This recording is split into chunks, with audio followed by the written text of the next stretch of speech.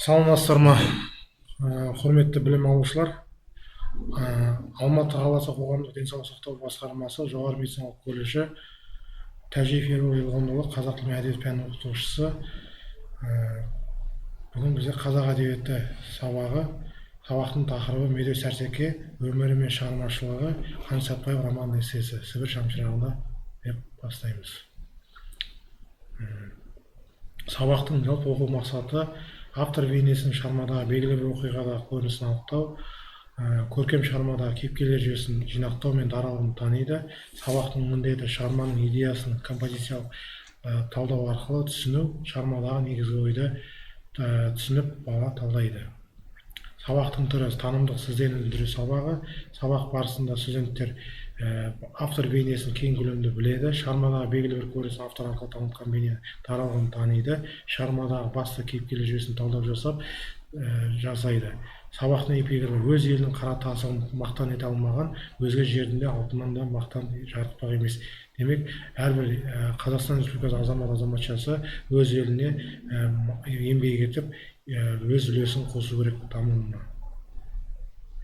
Жалпы сабақтың құндылығына келетін болсақ, сабақтың құндылығы осы тақырыптың медеу сәрсекенің Қаныш Сәтбаев романы құндылығы. Қазақ қоғамы өзіндік өшпес үлес қосқан медеу сәрсекенің өмір шығармашылығын таныса отырып, қазақ ғылымына дамуына үлес қосқан Қаныш Сәтбаев Имантайұлы қазақ академиясының тұңғыш академигі, президенті, ұйымдастырушысы, тұңғыш геолог, кен металлург және де қазақ әдебиетіне де мәдениетіне дамуына үлес қосқан, отанын қастерлеуге, шексіз қызмет жасауға, жас ұрпақты білім алуға, ғылымға құштар болуға, адамгершілік қасиеттерді тартуға, студент бойына дарту болып табылады. Сабақты біз 3 топқа бөлеміз.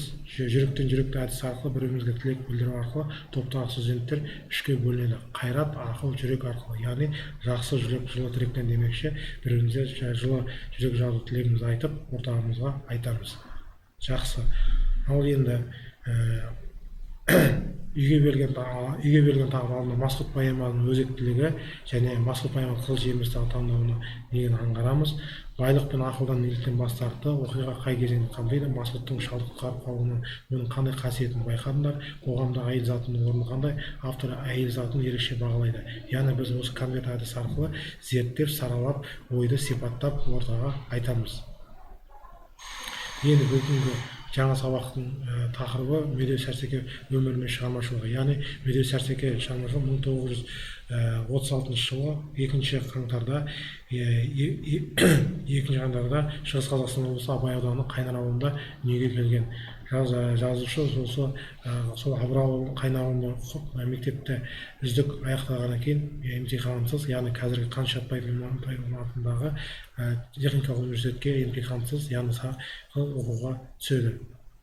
Армандаған оқуына түскеннен кейін Қаныш Сәтбаевты жалпы сол оқуға түскеннен оқуды үздік аяқтағаннан кейін 1958-1959 жылдар аралығында Жас Алаш газетіне қызмет атқарады. Одан кейін 1963-65 жылдары Егемен Қазақстан, Шығыс Қазақстан облысына меншікті газет қызметін атқарады.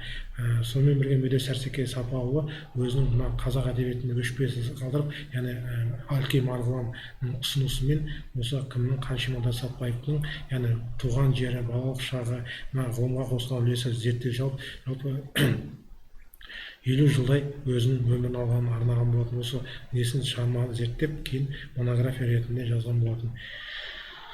Медеу сәрсекені табылатын болсақ, топтастыру әдісі бойынша металлург, директор, феномен жазушы, жас Егемен Қазақстан қызмет атқарғандығы, одан кейін Александр Беляев қос мекенді адам, жаңғырық, көмбе, советский писатель шығармаларын орыс тіліне аударған болатын. Сонымен бірге өз шығармалары қаншама 112 тілге аударылған болатын. Келесі тапсырма бойынша, ақыл тобына беретін тапсырма бойынша, ойлан жұптас бөлім әдісі бойынша оқылым жазылым айтылым тапсырмасын орындайды. Бұл сабақтың жалпы мақсаты идеялар, ойлар ортаға айтып, берілген кестені толтырады. Білім алушы дескриптор кейіпкерлердің әрекеті арқылы мінез-құлқын бере алып, кейіпкерге баға береді. Кейіпкерлердің мінез-құлқы мен іс-әрекетін салыстырады. Сібір шамшырағы арқылы тарихи құндылыққа баға береді. Келесі топ бұл да қайрат тобына тапсырма. Бұл фила, оқылым, жазылым, айтылым тапсырмасы бойынша тапсырманың мақсаты шығарма ішіне түйінді сөздерді теріп, тірек сызба, конспект жазып, дәптерге жазады. Сібір шамшырағы бөлімі бойынша негізгі идеяны саналап келіп, белгіленген сөйлемді теріп жазады. Бұл жерде деректер сөзі сүйенеді, ойларын ортаға айтады, сұрақтар қояды, іс-әрекет жасайды. Соңында қаншама сапайты деректер жинап, қандай қорытындыға келеді. Шығармадағы кейіпкер жүйесін ашатын деректер жинақтайды, кейіпкер туралы өзінің ой пікірін білдіреді, кейіпкер тұлғасын ашатын сұрақтар қарастырады. Келесі топ тапсырма жүрек тобының әдісі деп аталады.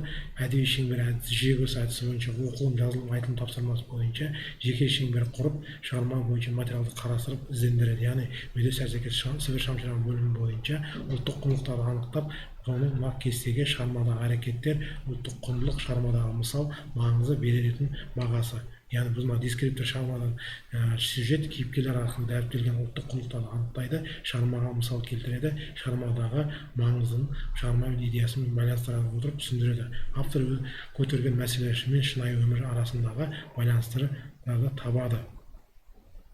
Енді осыған келетін болсақ, біз қазір өзі бөлім бойынша сабақтың соңына қарай бекіту тапсырмасы арқылы біз сабағымызды, сұрақтарымызды бекітеміз. Бұл тапсырмаға 3 минуттай уақыт беремін. Келесі тапсырма бойынша біз бейне роликке назар аударайық. Өз жас күнінде жазушы әртүрлі әңгімелер жазып, әуес болып жүрген кісі, бұл өзі филолог болу, әдебиетшілік қиын екендегендей бір қауіп туды. Бірақ мектепті мен 6 медаль мөмкін. Дайындығым бар, математика, басқа ғылымдарға қызығушылығым бар. Сондықтан да жоқ, болмасам да ұқсатпақ деп, Сәтбаевта инженері болайын деп, кен металлургия институтына түскенім сол. Соның инженер болып әрі қарай жалғастырып жүрген кезімде, институтта басталған, біздің институттың кітапханасы өте бай, техникалық журналдарды көп оқитынмын. Соның ішінде қызық тарихтар болады. Сондықтан соның бәрін мен фантастикаға түсіп кетіп, қысқа әңгімелер жаса бастадым. Мысалы, менің 7-ші толқын деген жақсы повестімді жақсы дейді. 4-5 рет шықты ғой, тиражы да көп болды.